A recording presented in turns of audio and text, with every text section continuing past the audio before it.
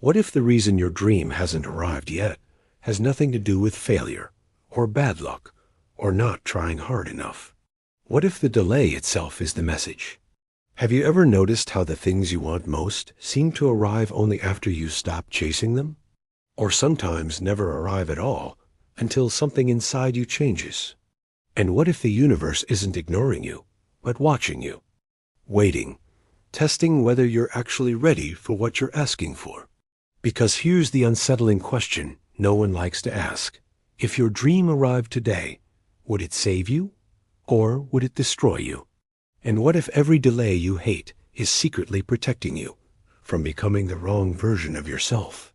Most people interpret a delayed dream as a personal failure, a cosmic rejection, or proof that the universe simply does not care. Yet this assumption quietly ignores a deeper pattern that repeats itself across human psychology, history, and lived experience, because delay is rarely empty time and almost never meaningless. It is a pressure chamber where identity is reshaped, motives are stripped down, and illusions are burned away. And the reason this feels unbearable is because the human mind is addicted to immediacy, to feedback, to visible progress, while the universe appears to operate on a different logic altogether, one that prioritizes internal readiness over external desire, coherence over speed, and stability over arrival. And when a dream is delayed, it is not because the universe enjoys withholding pleasure, but because the dream itself is not the final goal. The transformation required to hold it is. And this is where most people lose the thread, believing that wanting something deeply is proof of readiness, when in reality, desire is only the spark, not the structure. And without the necessary internal architecture, the arrival of a dream can collapse a person rather than complete them. Which is why so many people who achieve success too early experience burnout, addiction, emptiness, or a strange grief they cannot explain, because they arrived before they became, and the universe, indifferent to ego but precise with consequence, seems to delay outcomes until identity catches up with intention, forcing you to confront parts of yourself you would otherwise avoid, like impatience disguised as ambition, fear hidden beneath confidence, or the quiet belief that your worth depends on arrival rather than existence.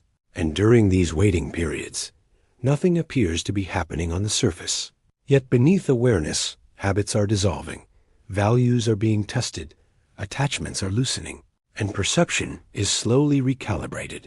And this invisible work feels like stagnation precisely because it does not reward the mind's need for control, instead demanding surrender without explanation, trust without proof, and endurance without applause.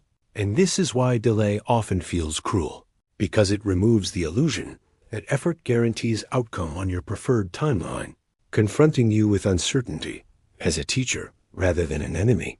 And if you pay attention, you will notice that the universe rarely says no outright. It says, not yet, and not yet is infinitely more challenging than rejection, because it keeps hope alive while denying certainty, forcing you to decide whether your commitment is conditional or intrinsic, whether you are walking toward the dream or using it to escape yourself. And this distinction matters because dreams born from escape collapse under pressure, while dreams born from alignment deepen over time, and delay acts as the filter that separates the two, stretching time until superficial motivations fall away, and only what is essential remains.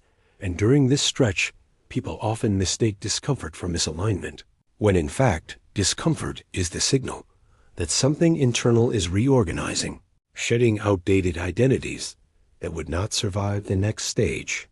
Because every dream carries a cost, not just in effort but in identity, and the universe seems to insist that you pay that cost up front rather than after arrival.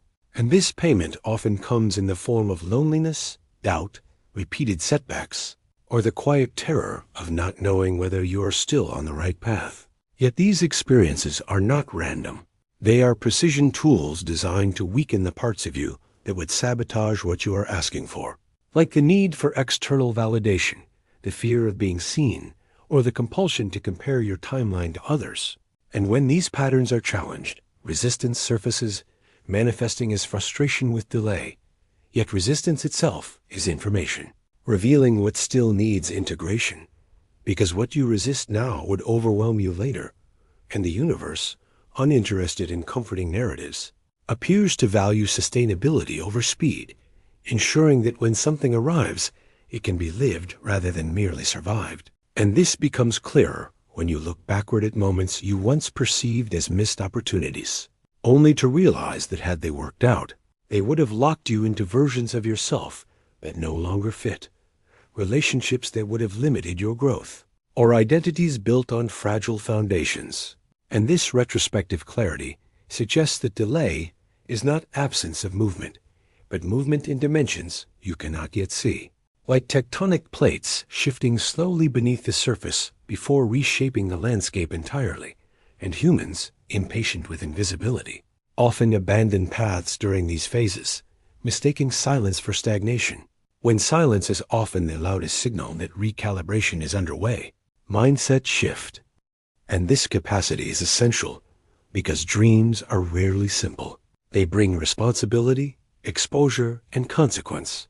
And without emotional regulation and internal coherence, these forces amplify insecurity rather than fulfillment, which is why the universe appears to delay manifestation until you stop needing the dream to validate your existence, until desire transforms from desperation into clarity.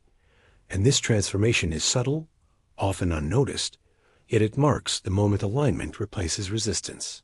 And alignment changes the texture of effort, making action feel less forced, intuition clearer, and opportunities more synchronized. And this is why breakthroughs often appear sudden from the outside, but inevitable from the inside. Because the delay was never about time. It was about becoming. And once becoming reaches a certain threshold, movement accelerates naturally, as if the universe was waiting for a signal you did not know you were sending. And that signal is coherence between intention, behavior, and identity. And when coherence is achieved, the dream no longer arrives as a solution to emptiness, but as an expression of wholeness. And this distinction determines whether fulfillment lasts or dissolves, because dreams achieved to fill a void deepen that void, while dreams achieved from alignment expand meaning, and the universe seems to favor the latter, even if it means making you wait longer than you would prefer, because preference is not wisdom, and impatience is not readiness. And if you observe closely, you will notice that delay often forces you to build a life that can stand even if the dream never arrives, cultivating internal stability, curiosity, and purpose independent of outcome. And paradoxically, it is often at this point that the dream finally arrives, not as salvation, but as addition, not as proof, but as participation. And this is the quiet irony of delayed dreams. They arrive when you no longer need them to arrive, when attachment loosens its grip and intention remains, when you can hold success without losing yourself in failure, without collapsing.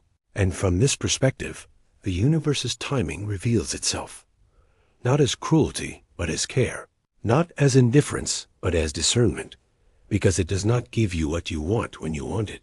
It gives you what you can sustain when you are ready. And readiness is not a feeling. It is a structure built over time through uncertainty, patience, and the willingness to stay present without guarantees. And once you see delay through this lens, waiting transforms from punishment into preparation, from stagnation into gestation. And the question is no longer, why is my dream late? But who am I becoming while I wait? Because that answer determines everything that follows.